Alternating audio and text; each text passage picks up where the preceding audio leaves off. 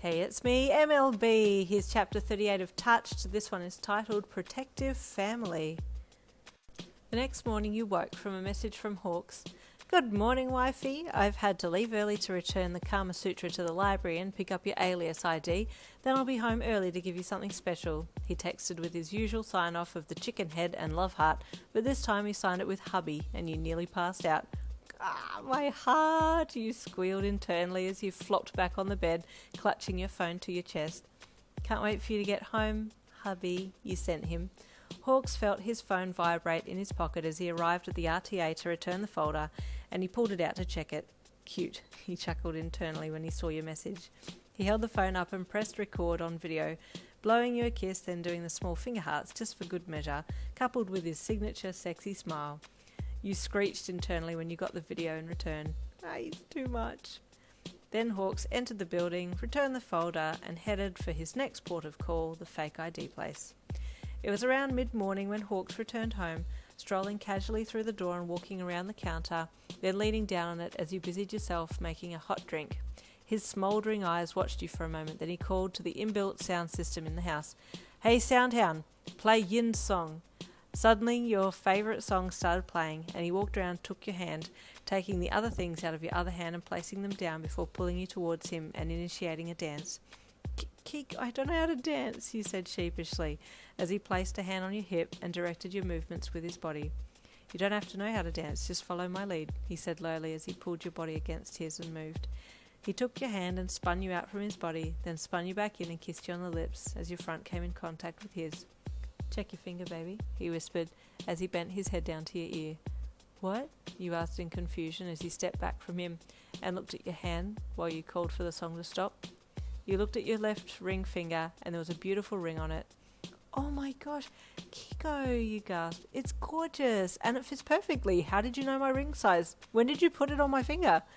Oh, I measured your finger while we were wrestling yesterday, he said with a chuckle, and I snuck it on you just now. You like it? I love it, you said emphatically as you looked at it again.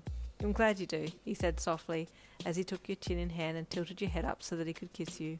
I also have this, he added as he presented an official marriage certificate. Legally, we're married now. Your face flushed and as he handed it to you. I don't know what to say.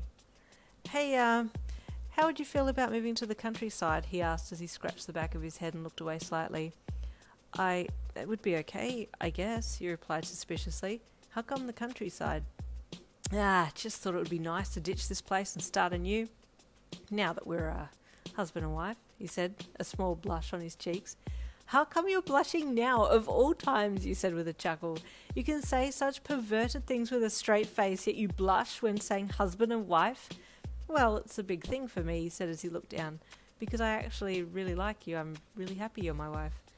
Oh, he's a baby. I want to snuggle him. Yes, thank you. Bye, you thought. Oh, you're so cute, Keigo, you gushed. Our babies will be cuter, he shot back. And there he is, you said with a smile and an eye roll. You love this side of me, he said as he picked you up and carried you over to the lounge, dumping you down on it before crawling over the top of you and locking lips with you again. Let's make a cute baby right now, he leered. Keigo, you screeched. Later that night, Hawks left for his final mission of the day.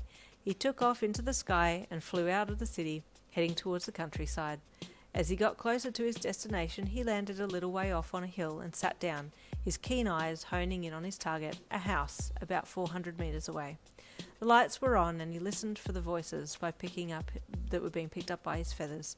There were 2 males and 1 female in the house. The female he recognised as your mother, but he was unsure of the 2 males.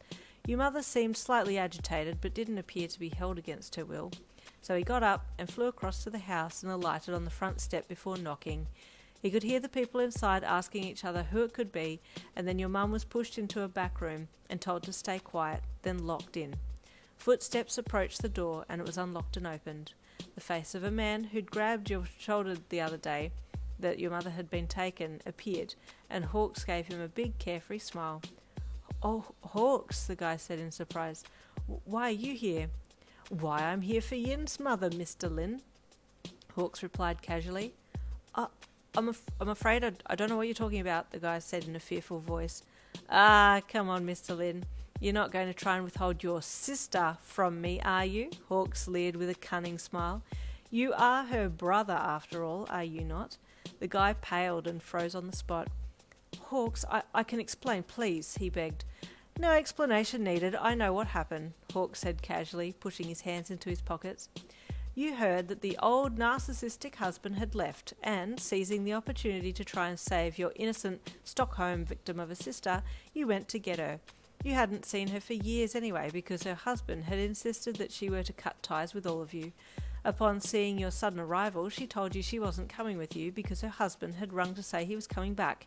She refused to leave, so you forced her to leave with you for her own good, gaffer-taping her face and dragging her screaming from the house.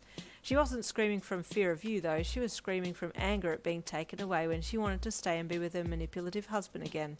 The brother's jaw dropped. How close am I? Hawks asked smugly. You got it all right, even down to the gaffer tape, he said incredulously.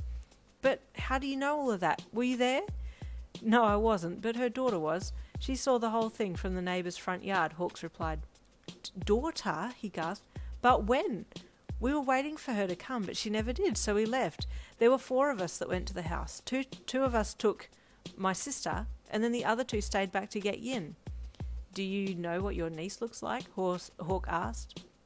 Well, no, I've never met her before, the brother said sadly. Was there a girl who walked in your path as you were heading to the door of the house? Hawks asked with a knowing smile. Yes, actually, there was, the brother said curiously. That was her, Hawks said. That was your niece. Oh my God! And that is the end of chapter 38. Stay tuned for chapter 39 coming tomorrow.